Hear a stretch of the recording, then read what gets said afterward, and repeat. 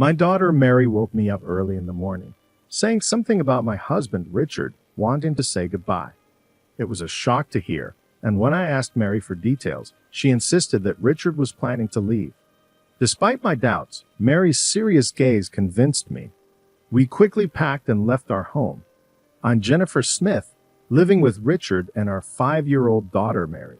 I met Richard in college, married him right after graduating, and became a housewife. However, when Richard's job plans fell through, I had to work.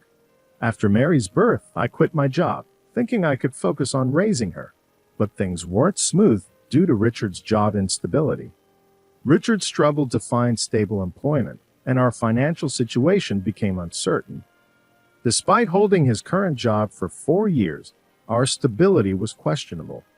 When Richard came home, he handed me the month's living expenses with a smile, but it was always $500, not enough for our growing family's needs. I often wished he could contribute more, but his low monthly pay of $1,500 made it challenging. Despite the financial strain, asking for more seemed harsh, especially when Richard's smiling face made it even harder.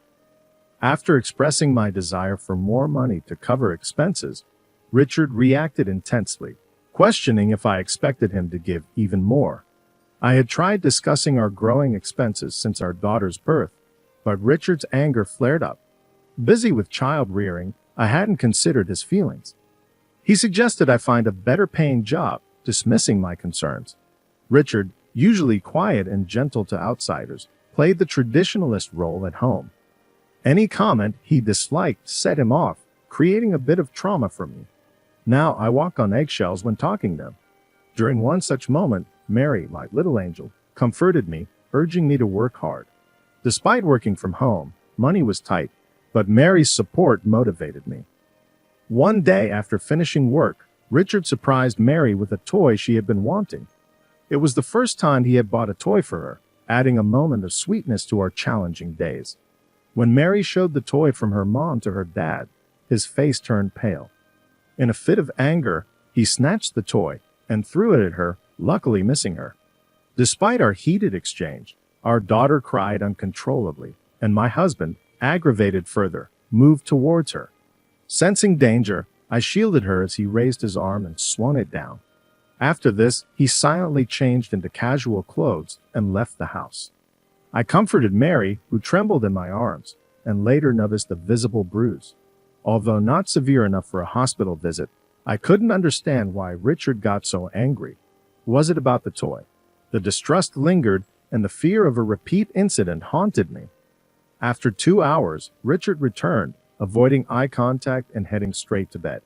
Despite my apprehension, he fell asleep immediately, offering a brief moment of relief. Choosing to sleep in the living room with Mary, I was abruptly awakened the next morning by a loud noise. Richard had left for work. Memories of yesterday's events rushed through my mind, prompting an involuntary sigh. Beside me, Mary slept peacefully, and I gently stroked her head, hoping for a calm day.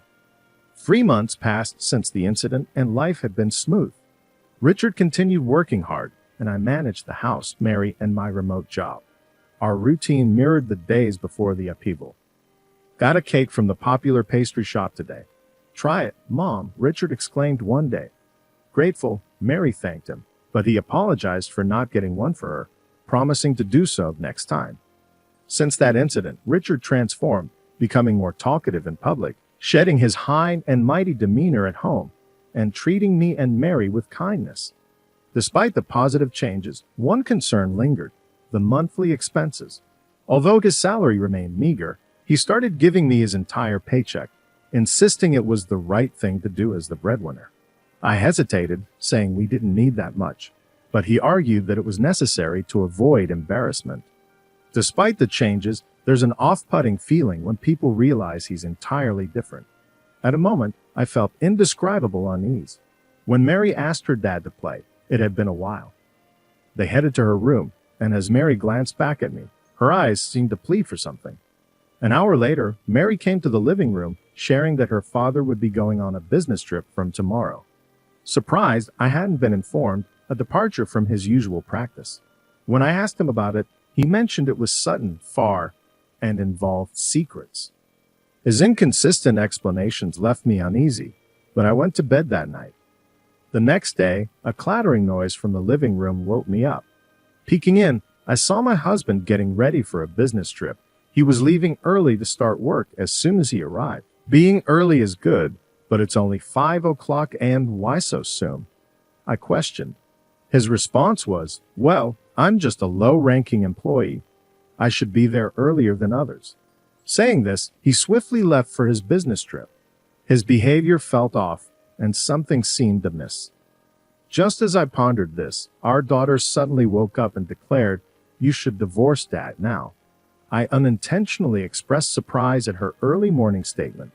It was unexpected for a young child to wake up and suggest such a thing. Wondering why she said this, I asked for details.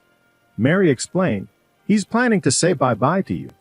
Wait, bye-bye, is that true? I found it hard to believe that he would consider such a thing, but Mary's serious eyes stared straight into mine. Her gaze, more earnest than expected from a 5-year-old, made it difficult to dismiss her words.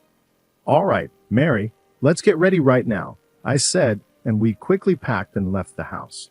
A few days later, I received a frantic call from him. "Hey, where are you? I came back from my trip, and nobody's home. All your stuff's gone. What's going on? Welcome back. How was your trip? Must have been boring going all alone, huh? What are you talking about? No use playing dumb. I know the business trip was a lie. All your business trips were lies." "That's crazy.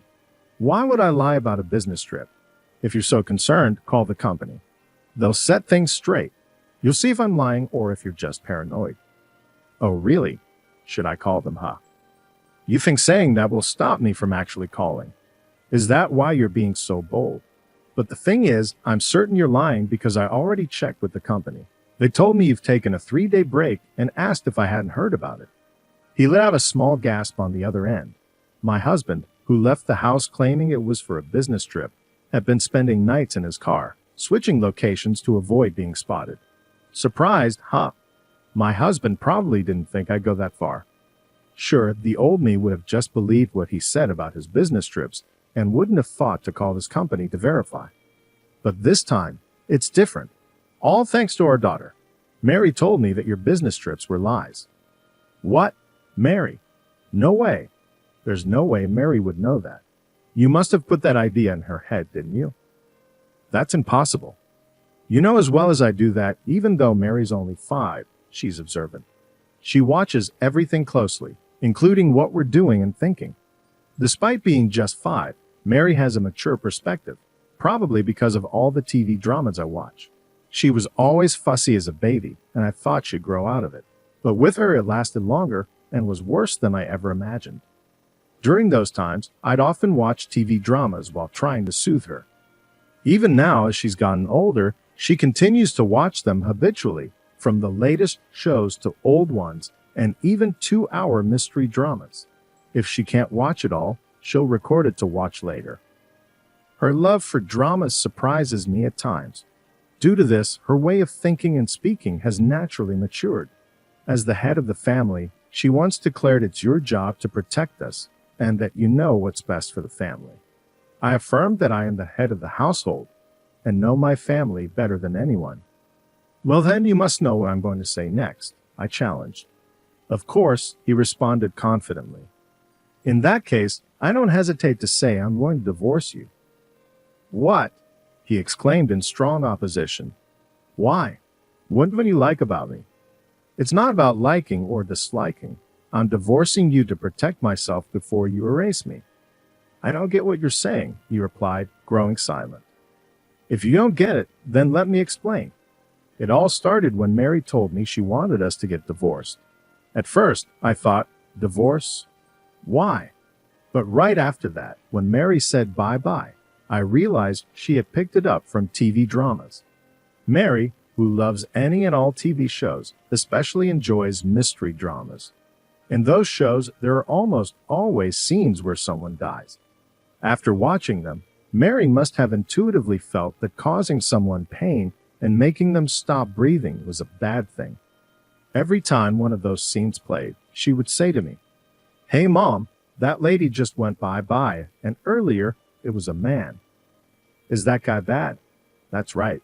People who make others go bye-bye like that are bad. In other words, when Mary said bye-bye, she was talking about someone dying. And then she told me, Daddy's trying to make you go bye-bye. If I hadn't been watching those shows with her, I would have never understood her. Had I not spent quality time with Mary, I wouldn't have caught on, and without a doubt, I would have ended up dead at the hands of my husband. You really think I'd do something like that? He retorted. You must have said it because it's the truth, right? Cut the crap. Why the hell would I want to harm my own wife? And you, believing something a 5-year-old says, and then considering divorce, you've got to be kidding me. It seemed like arguing with him was futile at this point. I needed to show him undeniable evidence. If you're so adamant, I'll show you the evidence. Evidence of your attempt to take my life. I hung up the phone and then sent an image to him. Moments later, he called back, sounding surprised. The detailed plan from his phone to end my life was what I sent. Upon his return from the business trip, he planned to take me and Mary on a drive, drug us with a drink containing sleeping pills, leave us in the car, and then pretend to be the one who found us. Shockingly, in the same vein, he intended to harm our daughter as well. A plan so sinister it was hard to believe anyone could conceive it. By the way, I found out about this thanks to Mary. Previously, when Mary played with him, she hurried to me and said, Mom, look at this, handing me his phone. On the screen was the entire plan. He had detailed his grievances against me, expressing wounded pride, because, despite working as an office employee, I working from home earned more. Over time, his wounded pride turned to jealousy, leading him to believe that without me, his pride would remain intact. So he started researching ways to get rid of me online. You went through my phone, he accused. I didn't intend to, not until Mary told me, I defended. Mary knew what was on his phone, dating back a while. Once, she asked him to watch a TV drama, but he wouldn't give up the TV he was watching. He told her to play a game instead and handed her his cell phone. When she unlocked the phone to play, she came across a screen she had never seen before, the meticulous plan he had made to get rid of me. That screen eerily resembled a plot from a TV drama she had watched. That's how Mary realized what he was planning. You had no right to snoop, he argued. How can you even say that? You realize what you were planning, right? I'm just glad I trusted Mary. If not, who knows where she and I would be now? He hung up without another word. Right after that, an email popped up on my cell. It read, Don't think this is over. I've got plans too. 2 hours later, to my shock, my husband showed up at my parents' house. I knew you'd be here. How did you know I was here? He questioned. I always knew you'd run back home. It's pretty obvious, I responded. Behind me, our daughter looked terrified. Go to the back room, I instructed, and she nodded, heading to the back room. I never thought he'd come all the way to my parents, but now that he's here, I have no choice but to face him. So, what brings you here? Surely you're not trying to take us back, are you? That's exactly why I'm here. We're a family after all. We should be together, he insisted. You who's been threatening Mary and me? Give me a break, I retorted. The confrontation continued. Don't worry about what happened before. I've changed. Let's live happily, just the three of us. For you and Mary, it's definitely a lie, I observed, seeing it in his eyes. I've told you before, I'm going to divorce you. I've already consulted a lawyer. A lawyer, huh? Well, they mean nothing if I don't agree. That might be true, but it won't come to that, I said, showing him something. Isn't that the plan I recorded? What's the point in showing me that now? Trying to threaten me with it, he scoffed. Even so, I ain't going to divorce you. I'm not as low as you to threaten you. If I did, people would think I'm just like you. What I did was tell the police everything, along with all the evidence. The cops? Of course, you think I wouldn't do anything when my own husband's trying to kill me, I declared. Hearing about the police enraged him, and he lunged at me. I tried to shut the front door in haste, but he forced it open with his strength. You think this is a joke? He shouted, a completely different person than the mild-mannered husband I knew. In the face of his raging strength, I felt helpless. Mama! I heard Mary's voice from behind. Looking back, I saw her trembling in fear, but still looking at us. She's so scared. It's okay, sweetie. Mama will protect you, I assured her, feeling a newfound strength. Maybe it's the power of a mother trying to protect her child. I tried with all my might to close the door, but his strength was beyond anything I imagined. I just can't anymore, I thought. It was then. What are you doing? At the same time as the voice, my husband was blown back, screaming in horror. Ha! Trying to make sense of what had just happened, I peek outside through a small gap in the front door. Jennifer, are you okay? Dad, just in the nick of time, my father appeared. Dad, why are you here? I thought you were on a business trip starting today. I forgot something at home, just came back to grab it. I felt a huge relief knowing he was here, even if it was just a coincidence. But what the heck is going on here? Oh, gulping in fear of my father's intense aura, my husband seemed to lose all strength in his legs and just collapse right there on the spot. And it's understandable. My dad stands tall at 6'3" and is built solid.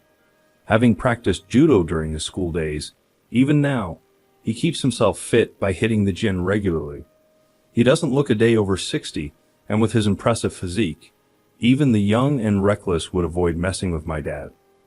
There's no way my husband could stand a chance against him. So, you're going to tell me why you're here and what you were planning to do to my daughter and granddaughter.